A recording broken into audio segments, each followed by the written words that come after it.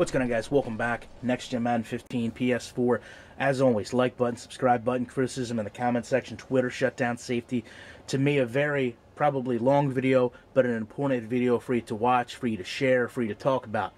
To me, it's a cautionary tale. What happens if you don't pay attention to something you're shown? Somebody has an agenda, doesn't know enough about football to break down things accurately. You know, it's the community's job to give you your opinion on something when you feel it's wrong. You know, take my videos. I don't just say I welcome your criticism. I do it for a reason. I hope that if you disagree with me, you just don't take my words at face value. I've never stopped somebody from taking one of my videos to share their opinion on my content. I never would do that, because to me, that's what empowers the community. That's what creates a conversation. That's what generates improvement. The great thing about it is, with YouTube, you can have 10 subs. You could have 10,000 subs. You could have never uploaded a single video.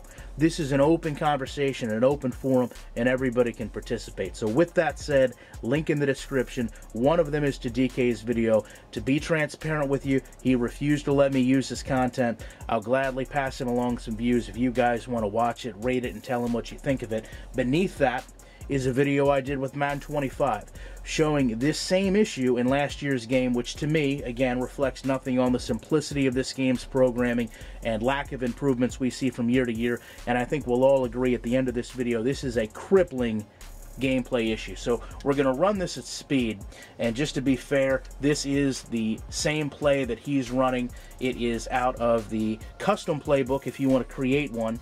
It's a single back set, PA, zone a seam on offense. Defense is a nickel cover one robber press. Ball is at the 50-yard line. Cowboys and Ravens, not the same players because there's been a roster update, but I want to go and talk about what his video is, which is creating a good in Madden series.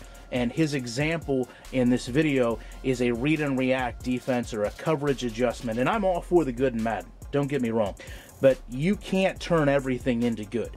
You have to invest time into finding those goods.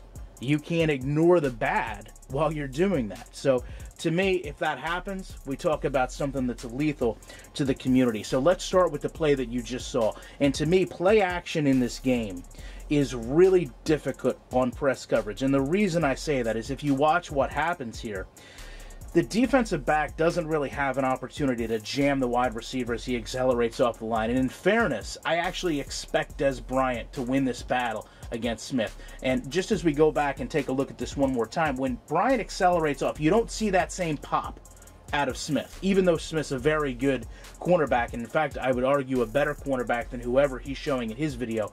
The problem with this game continues to be that routes actually go in a straight line, and this is why people ultimately come to the conclusion that speed is all that matters. Because really, when you talk about this play, the only thing that does matter is who gets to the point in which the players can intersect first. And does the quarterback have the availability to deep launch it to where the receiver can go get it? In this example, before the lines actually intersect, before their pass cross, Bryant gets in line with Smith and then actually pulls away from him. They run down the field, and then it's just pure speed.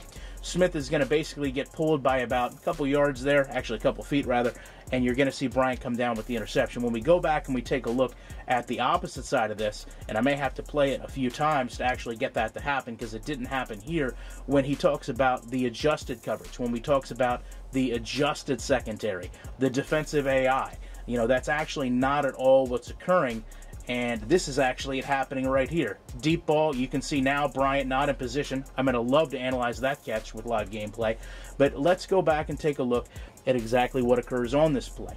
Because this to me is not at all what it should be, what he describes it as. First and foremost, if we're going to talk about a secondary adjustment, let's focus on this safety. Because we know Bryant and Witten are running straight up the field. So if I want to see an adjustment on the, third or fourth play I've ran here, I want to see this safety come over here toward the center of the field so that as the tight end and the receiver press up the field, he can go to which receiver actually is getting past the defensive back, whether that's the tight end or the wide receiver for clarity, and assist that player. He can read where the quarterback throws the ball to once it's released and then go accurately help in a bracket coverage. Now, what happens in this play is actually on the break, you can see Bryant is not able to get around Smith initially. And what happens is because the game, again, has this straight line propensity where the defender and the receiver are running the same line. Bryant actually can't steer around Smith. He doesn't have a way of getting past him right here and getting open. So what he does is he runs in the back of him. And its speed, it's very clumsy, but it also is a little hard to notice unless you're paying attention. You can see Bryant basically gets shoved back there. His speed does not matter now because he can't get around Smith. And ultimately what happens more often than not is it forces the defender to be in a better position than the receiver because the receiver can't get in front of the pass on these long balls. So in this situation, for some reason, you have Smith looking off to the left as the pass comes in. He actually never tries to defend this pass, and it basically leads itself to a wide open catch by Bryant, and then all of a sudden we go into a tackle animation.